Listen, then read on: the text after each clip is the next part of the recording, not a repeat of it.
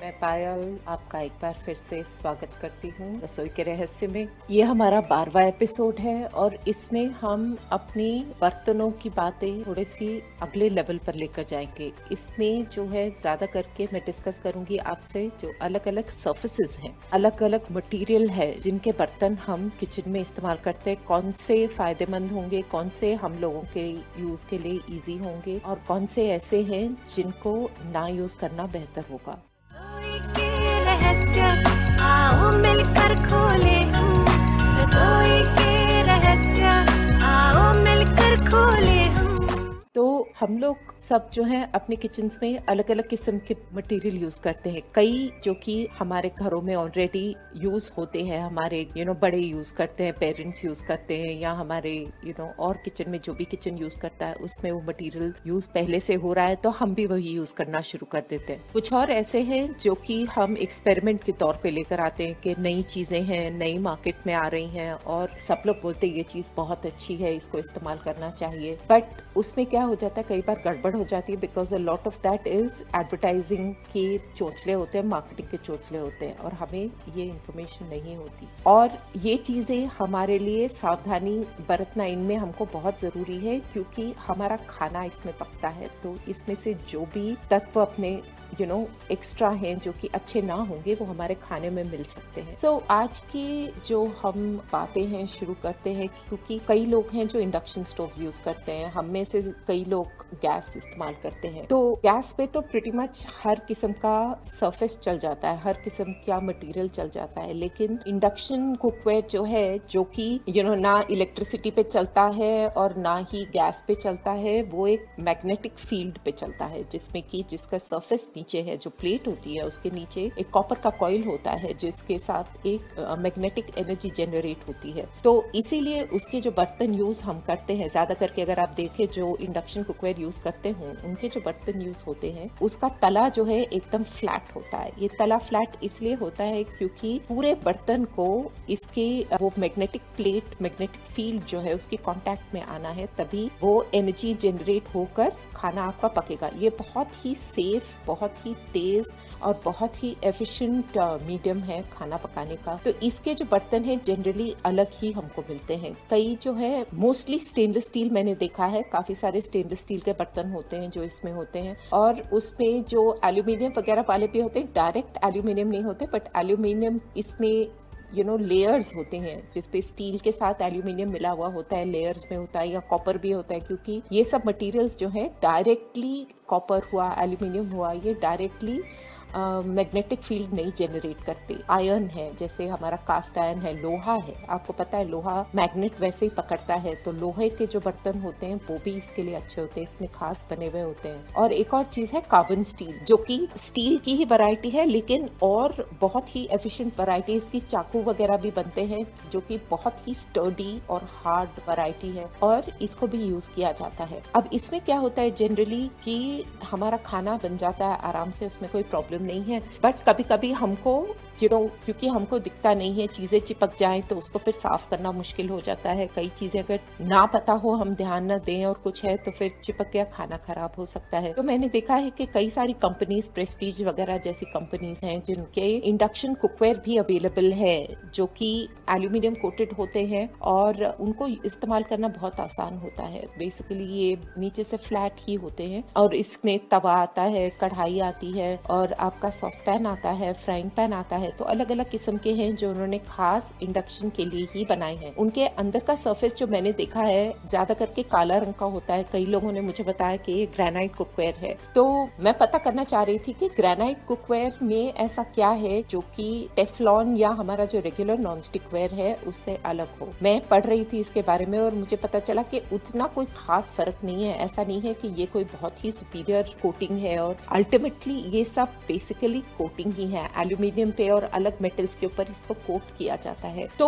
ये पाना क्या है रिसेंट टाइम्स में कि टेफ्लॉन जो है हमारा जो रेगुलर नॉन स्टिक वेयर है वो हमारी सेहत के लिए अच्छा नहीं है, इसलिए क्योंकि ये बहुत गर्म होके उसका जो ऊपर का मटेरियल है सिंथेटिक होता है और उसकी जो सरफेस से जो भी तत्व निकलते हैं वो हमारे खाने में मिलकर हमारे शरीर को बहुत ही हानि देते हैं। तो अब इसका क्या किया जाए, क्योंकि हम सब के घरों में कितना भी करो थोड़े ना थोड़ा ये होता ही है, क्योंकि हम लोग को आसानी होती है। हैंडल्स इसके वो एबेनाइट के होते हैं, जिसको हाथ रखो तो गर्म नहीं होते, तो हमारे लिए ये सब इस्तेमाल करना आसान होता है। इसमें 2-3 चीजें हैं जिसकी अगर हम सावधानी बरते तो शायद ये चीज इतनी हानिकारक ना हो। एक तो ये है कि हाई फ्लेम पर, जितना हम तेज फ्लेम पर इसको पकाएंगे, इसमें पकाएंगे सरफेस में, नॉन स्टिक में, उतना ही इसका ये अंदर का कोटिंग जलता जाएगा, और जितना वो ज्यादा जलेगा उतना ही हमारे लिए हानिकारक होगा। तो इसको प्रेफरेबली जो है मीडियम हाई फ्लेम पर ही खाना बनाना बेहतर होता है इनमें। तो इसको अगर इस तरह से यूज करें तो ये सेफ हो सकता है। और दूसरा, जब आप खासकर इनमें जब पहली बार सब्जी बनाने लगे, पहली बार जब आप तेल डालते हैं तो वो तेल डालने के समय इसको हम लोग जनरली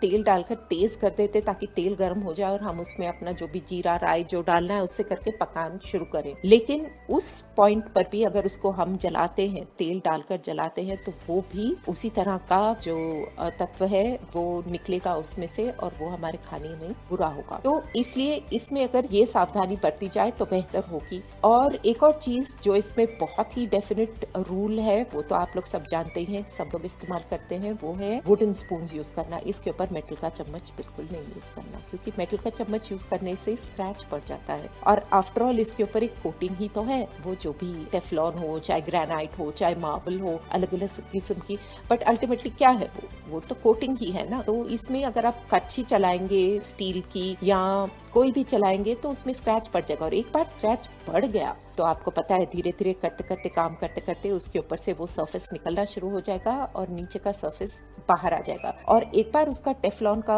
या जो भी है नॉन स्टिक का कोटिंग अगर निकल जाए तो उसको इस्तेमाल करना अच्छा नहीं होता, क्योंकि उसके नीचे का मटेरियल जो होता है हमें नहीं पता होता कितना अच्छा और कितना बुरा है, तो उसके बाद वो जनरली सेफ नहीं रहता यूज करने का। तो ये कुछ रूल्स हैं आपके नॉन स्टिक वेयर इस्तेमाल करने में। तो थोड़ी सावधानी बरत के अगर हम यूज करें तो शायद इसको हम अब भी आगे चल के अपने लिए यूज कर सकते हैं, यही कहा जाता है इसके बारे में। स्टेनलेस स्टील आज भी जो है सबसे सेफ मटेरियल है यूज करने के लिए। हाइजीन वाइज सफाई बहुत आराम से हो जाती है, खराब नहीं होता इसका, क्योंकि ये पूरा एक ही उसी मेटल का बना है, इसके ऊपर कोई कोटिंग नहीं है, तो निकलने का कुछ भी होने का इसमें कोई डर नहीं होता। It is a full metal that will stay in its original form. तो इसीलिए इसको बोलते हैं सबसे अच्छा और सबसे सेफ मटेरियल है यूज करने के लिए। लेकिन इसमें प्रॉब्लम हमारे लिए ये होती है कि सब नीचे चिपकने का वो नॉन स्टिक नहीं होता उतना, तो उसमें थोड़ा सा हमको प्रॉब्लम होता है। लेकिन अभी मैं पढ़ रही थी थोड़ी देर पहले कि एक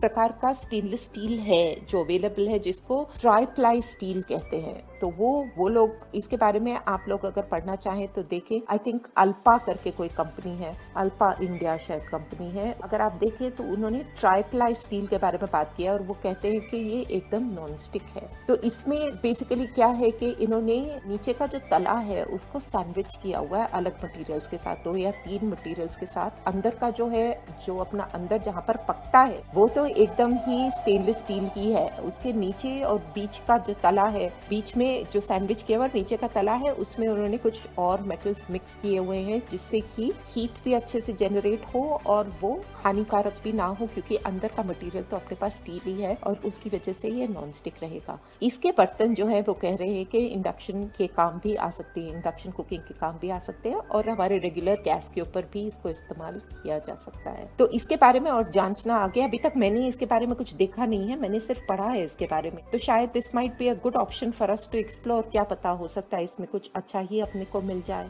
और एक जो बहुत ही अच्छी चीज जो खासकर अब पिछले काफी सालों से जो कहा जा रहा है वो है कास्ट आयरन, लोहा। हमारे बड़े बूढ़ों के जमाने में देखा जाता था कि उनके किचन में तो लोहे की कढ़ाई और लोहे के बर्तन सब होते थे, काफी सारा इस्तेमाल होता था, क्योंकि लोहा वैसे ही अच्छा है। जिनको आयरन की कमी है, आपके खाने में आयरन पड़ जाता है तो उससे वैसे ही वो बहुत अच्छी चीज है। और लोहे के तवे जिसमें हमारा खाना रोटियां बनती थी वो तो हम जमाने से देखते आ रहे हैं और उसी को इस्तेमाल करके, तब मेरे घर में तो 50 साल पुराना तवा, 50 साल से ऊपर पुराना तवा और कम से कम 50-55 साल पुरानी कढ़ाई है एक लोहे की जो आज तक इस्तेमाल होती है। अब इसमें एक ये चीज है कि आजकल जो कास्ट आयरन मिलता है वो उसमें सब लोग कहते हैं कि इसको नॉन स्टिक कैसे बनाया जाए। आपको पता है कि नॉन स्टिक कास्ट आयरन को भी नॉन स्टिक बनाया जाता है, ये नहीं कि वो नॉन स्टिक बन के आती है, बट हमारे इस्तेमाल करने में ही वो नॉन स्टिक बन जाती है। अब इसके लिए क्या करना चाहिए, जब पहली बार आप नया कास्ट आयरन की आप कढ़ाई लेकर आए तो इसमें क्या करते हैं, इसको खूब सारा अंदर तेल लगाकर एक प्याज लेते हैं, प्याज को आधा काट कर उसको इस तेल को गर्म करके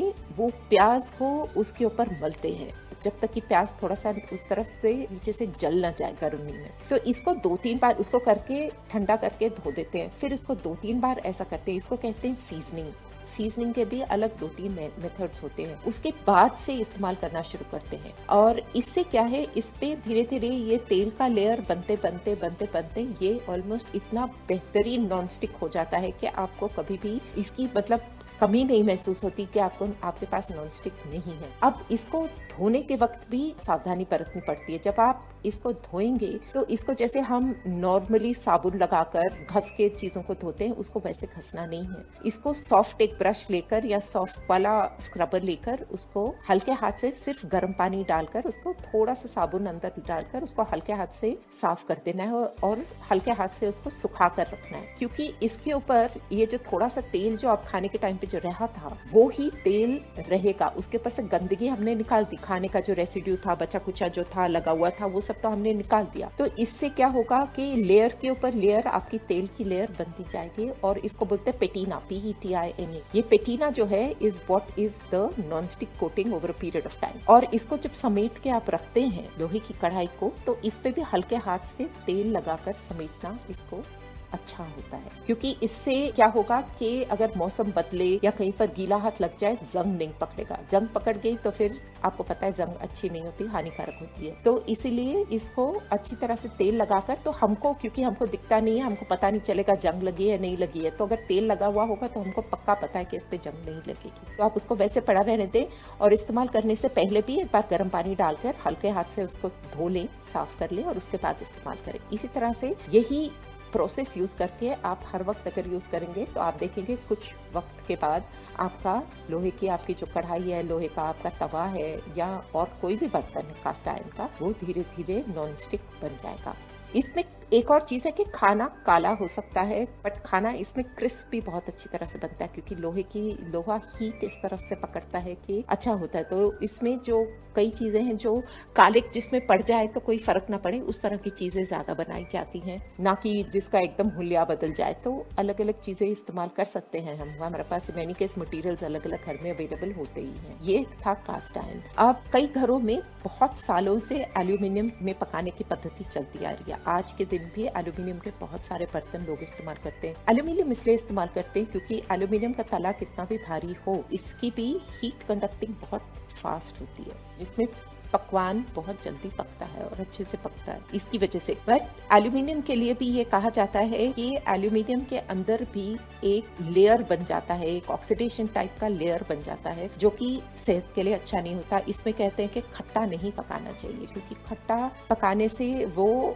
एल्यूमिनियम के साथ रिएक्ट करता है और वो सेहत के लिए अच्छा नहीं होता। कहा तो ये जाता है बट मुझे पता है कि आज भी बहुत घरों में एल्यूमिनियम इस्तेमाल होता ही है। मैंने छोड़ दिया इस्तेमाल करना बहुत सालों से, बट फिर वही बात है, हमारे प्रेशर कुकर जो है वो एल्यूमिनियम के होते हैं, स्टेनलेस स्टील के भी होते हैं, बट ज्यादा करके एल्यूमिनियम के प्रेशर कुकर आज भी यूज किए जाते हैं। तो बेसिकली कई चीजें ऐसी है कि सावधानी बरत के इस्तेमाल करें और अपनी समझ बूझ से इस्तेमाल करें तो अच्छा रहता है। ब्रास वगैरह की जो कढ़ाई थी एक जमाने में, जब कलई वगैरह होती थी उसके अंदर सब हो सकता था, तब काफी सारा ब्रास पीतल यूज होता था। अब तो पीतल के इस तरह से बर्तन कम ही यूज होते हैं, क्योंकि उसको भी पॉलिश करना जरूरी होता था, नहीं तो वो भी डायरेक्ट उस तरह से इस्तेमाल नहीं होता। तांबा भी थोड़ा बहुत यूज होता है, बट तांबा खाना पकाने में कम यूज होता है, पानी वगैरह से डाल के रखने में ज्यादा इस्तेमाल होता है। एक और चीज जो आजकल बहुत सेफ मानी जाती है वो है अर्दन कुकवेयर, जो कि मिट्टी के जो बर्तन होते हैं।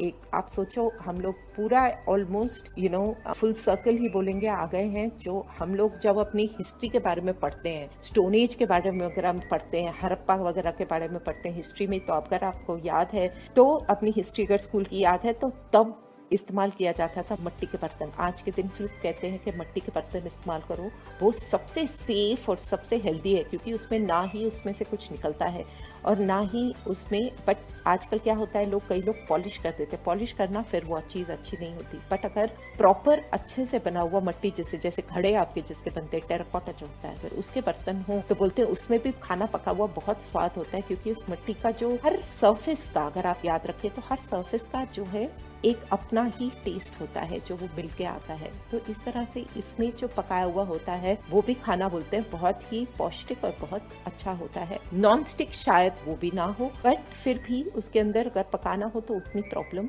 होनी नहीं चाहिए। बट ये चीजें गर्म हो जाती हैं, अगर इसके हैंडल वैसे ही हों, मिट्टी के ही हों, तो वो गर्म हो जाती थी। इनमें आप सबको ये सब चीजें जो मैं आपको बता रही हूँ, उन सब में आपको सावधानी ये बरतनी है डेफिनेटली, कि उनके हैंडल्स अगर एबेनाइट के ना हों या प्लास्टिक या जो घर मेटल के हैंडल्स हैं, तो आपको बहुत सावधानी बरतनी है, क्योंकि हैंडल्स उनके बहुत गर्म हो जाते हैं। तो उसको बहुत ध्यान से सोच समझ के इस्तेमाल करें।